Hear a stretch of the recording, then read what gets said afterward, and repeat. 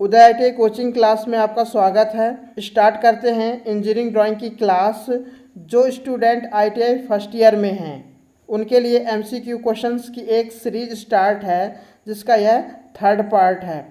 First part और second part की video आपको प्लेलिस्ट पर मिल जाएगी। यह वीडियो सभी इंजीनियरिंग ट्रेडों के लिए है जो स्टूडेंट आईटीआई फर्स्ट ईयर में हैं। तो इस वीडियो को आप लोग पूरा कंप्लीट देखिएगा, क्योंकि बहुत ही मोस्ट इंपॉर्टेंट क्वेश्चन आंसर हैं। ये क्वेश्चन आपके एग्जाम पर पूछे जा चुके हैं और आने वाले एग्जाम पर ये क्वेश्चन पूछे जाएंगे। वीडियो को लाइक और सब्सक्राइब करना मत भूलिएगा। चलिए देखते हैं कि आज की इस वीडियो में फर्स्ट क्वेश्चन कौन सा है। क्वेश्चन नंबर 21, पेंसिल की सबसे कठोर ग्रेड है। क्वेश्चन क्या पूछ रहा है कि सबसे कठोर ग्रेड की कौन सी पेंसिल होती है। ऑप्शन में क्या दिया हुआ है, HB। तो HB पेंसिल मीडियम ग्रेड की पेंसिल होती है। मीडियम ग्रेड की पेंसिल होती हैं 3H, 2H, H, HB, B।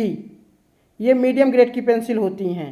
Medium grade की पेंसिल का उपयोग रिकॉर्ड बनाने में, अक्षांकन, अंकांकन, एरोहेड को बनाने के लिए किया जाता है। बी ऑप्शन में क्या दिया हुआ है, 9H। तो 9H की जो पेंसिल होती हैं वो सबसे कठोर ग्रेड की पेंसिल होती हैं। कठोर ग्रेड की पेंसिल 4H से 9H तक होती हैं। कठोर ग्रेड की पेंसिल का उपयोग हल्की तथा महीन लाइनों को खींचने के लिए किया जाता है।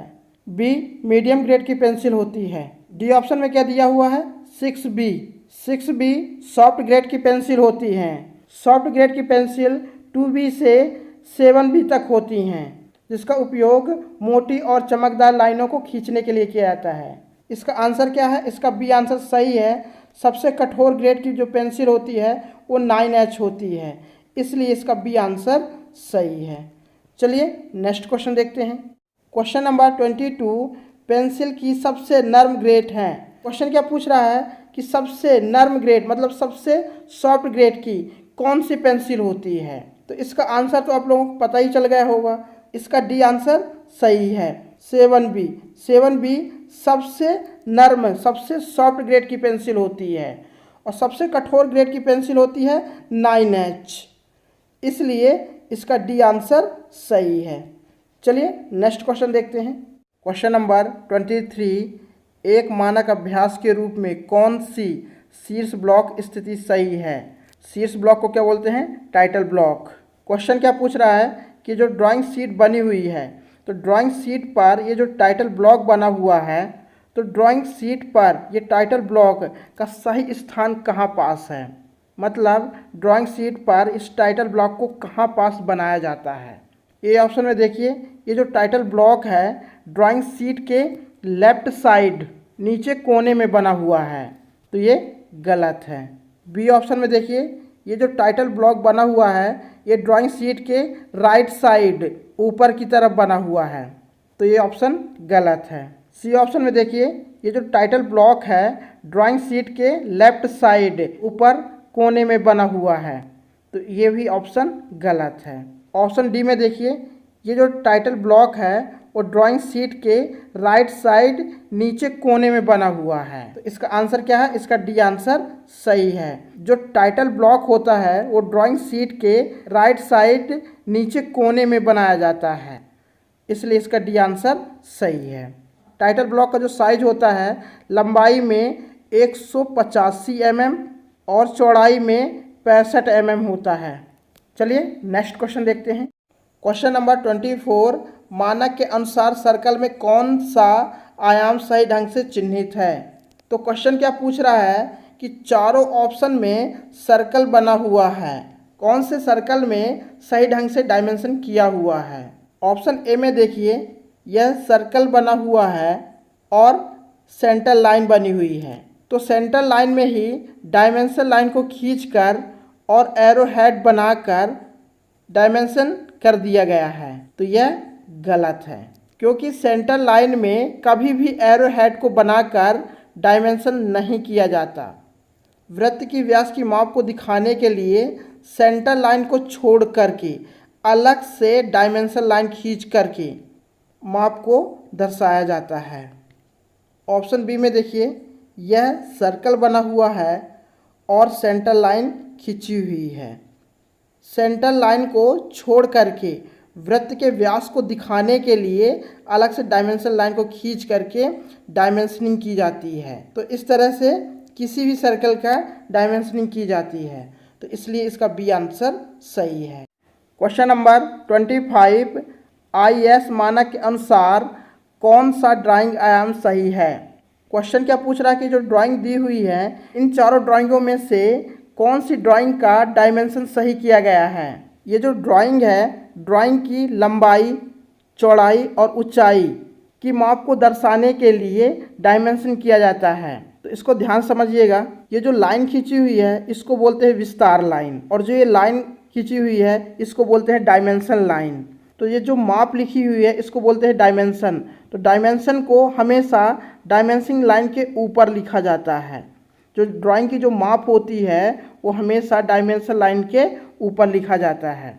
तो यहाँ क्या लिखा हुआ है, नीचे लिखा हुआ है, तो ये गलत है।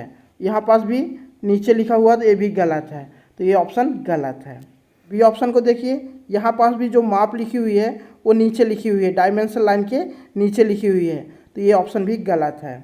सी ऑप्शन में देखिए, यहाँ पास भी जो माप लिखी हुई है यहाँ पास डायमेंशन लाइन के नीचे लिखी हुई है, तो ये ऑप्शन भी गलत है। डी ऑप्शन में देखिए, ये जो डायमेंशन लिखा हुआ है ये डायमेंशन लाइन के ऊपर लिखा हुआ है, इसमें भी डायमेंशन लाइन के ऊपर लिखा हुआ है, इसलिए इसका डी आंसर सही है। तो किसी भी ड्राइंग की डायमेंशनिंग करने के लिए हमेशा जो डायमेंशन होता है वो डायमेंशन लाइन के ऊपर लिखा जाता है, इसलिए इसका डी आंसर सही है।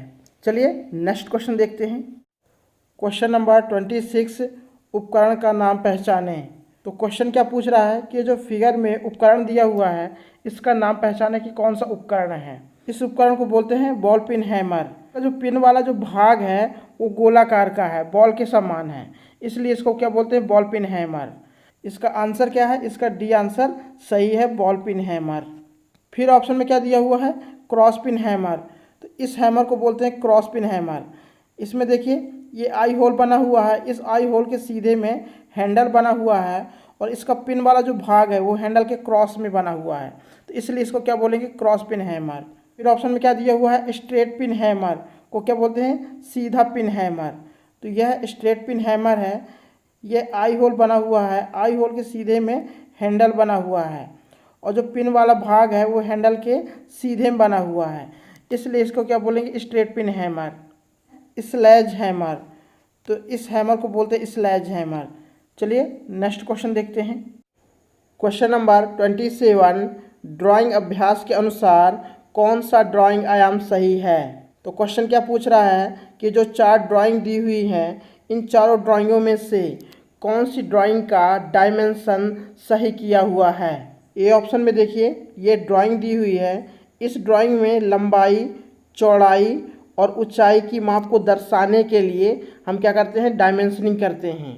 डायमेंशनिंग कैसे करते हैं, ये जो माप दी हुई है इस माप को क्या बोलते हैं, डायमेंशन वैल्यू। तो डायमेंशन वैल्यू को हमेशा डायमेंशन लाइन के ऊपर लिखा जाता है, नीचे नहीं, तो ए ऑप्शन गलत है। बी में देखिए, यहाँ पास जो डायमेंशन वैल्यू है वो डायमेंशन लाइन के नीचे लिखी हुई है, तो बी ऑप्शन भी गलत है। ऑप्शन सी में देखिए, इसमें जो डायमेंशन वैल्यू है वो डायमेंशन लाइन के ऊपर लिखी हुई है, तो इसका आंसर क्या है, इसका सी आंसर सही है। किसी भी ड्राइंग की जो डायमेंशनिंग करते हैं हम इस तरह से करते हैं जैसे इस फिगर में दिया हुआ है, इसलिए इसका सी आंसर सही है। डी ऑप्शन में देखिए, यहाँ जो डायमेंशन वैल्यू है ये डायमेंशन लाइन के नीचे लिखी हुई है, तो डी ऑप्शन भी गलत है। तो इसका आंसर क्या है, इसका सी आंसर सही है। चलिए नेक्स्ट क्वेश्चन देखते हैं। क्वेश्चन नंबर 28, उपकरण का नाम पहचानें। तो क्वेश्चन क्या पूछ रहा है, ये जो उपकरण दिया हुआ है, ये जो टूल्स दिया हुआ है इसका नाम क्या है। तो इस उपकरण को बोलते हैं ट्राई स्क्वायर। ट्राई स्क्वायर में मुख्य 2 भाग होते हैं, पहला होता है ब्लेड और दूसरा होता है स्टॉक। ब्लेड पर इंच और सेंटीमीटर के निशान बने होते हैं और ब्लेड और स्टॉक को दोनों को 90 अंश के कोण पर रिविट के द्वारा जोड़ दिया जाता है। ट्राई स्क्वायर का जो मुख्य उपयोग है वो किसी जॉब को 90 अंश के कोण पर चेक करने के लिए किया जाता है। तो इसका आंसर क्या है, इसका डी आंसर सही है, ट्राई स्क्वायर। ये जो उपकरण बना हुआ है इसको बोलते हैं ट्राई स्क्वायर। ट्राई स्क्वायर को क्या बोलते हैं? गुनिया। तो इसलिए इसका डी आंसर सही है। चलिए नेक्स्ट क्वेश्चन देखते हैं। क्वेश्चन नंबर 29, सामग्री के पारंपरिक प्रतीक को पहचानें। क्वेश्चन क्या पूछ रहा है कि ये जो फिगर में सिंबल बना हुआ है यह किस मटेरियल का सिंबल है? जिस सिंबल पर 45 अंश के कोण पर लाइन खींची हूँ उस सिंबल को बोलते हैं स्टील का सिंबल। तो यह स्टील का सिंबल है। तो इसका आंसर क्या है? इसका बी आंसर सही है, स्टील। चलिए नेक्स्ट क्वेश्चन देखते हैं। क्वेश्चन नंबर 30, उपकरण को पहचानें। तो ये जो उपकरण दिया हुआ है इसका नाम क्या है? तो इस उपकरण को क्या बोलते हैं? Combination player. इस प्लेयर का जो आगे का जो भाग होता है वो फ्लैट होता है। तो इससे फ्लैट वस्तुओं को पकड़ने के लिए किया जाता है, और बीच में अंडाकार की आकृति के जैसा बना हुआ है तो इससे गोल वस्तुओं को पकड़ने के लिए किया जाता है। प्लेयर के सबसे पीछे साइड कटिंग एज बनी हुई होती है, इससे तार आदि को काटने के लिए किया जाता है। इसमें साइड में कटिंग एज भी बनी होती है जिससे नॉर्मल तारों को काटने के लिए किया जाता है। इसका उपयोग बिजली के कारों में किया जाता है। तो इसका आंसर क्या है? इसका बी आंसर सही है, कटिंग प्लेयर। तो इसका बी आंसर सही है। आज की इस वीडियो में हमने 10 क्वेश्चन कंप्लीट किए हैं जो कि बहुत ही मोस्ट इंपॉर्टेंट क्वेश्चन आंसर हैं। टोटल क्वेश्चन कितने कंप्लीट हो गए? 30 क्वेश्चन कंप्लीट हो गए इंजीनियरिंग ड्राइंग के। 5 से 6 क्वेश्चन और बचे हुए हैं जो कि आप लोगों को मैं नेक्स्ट वीडियो पर दूंगा, या फिर आप लोगों के लिए एक वीडियो बनाऊंगा जिसमें आपको 12 नंबर कहीं नहीं गए, आपको 12 के 12 नंबर मिलें। तो आज के लिए बस इतना। अगर आप लोगों को वीडियो पसंद आई है तो लाइक और सब्सक्राइब करना मत भूलिएगा। कमेंट करके ज़रूर बताइएगा कि आप लोगों को ये वीडियो कैसी लगी। पूरी वीडियो देखने के लिए धन्यवाद। जय हिंद।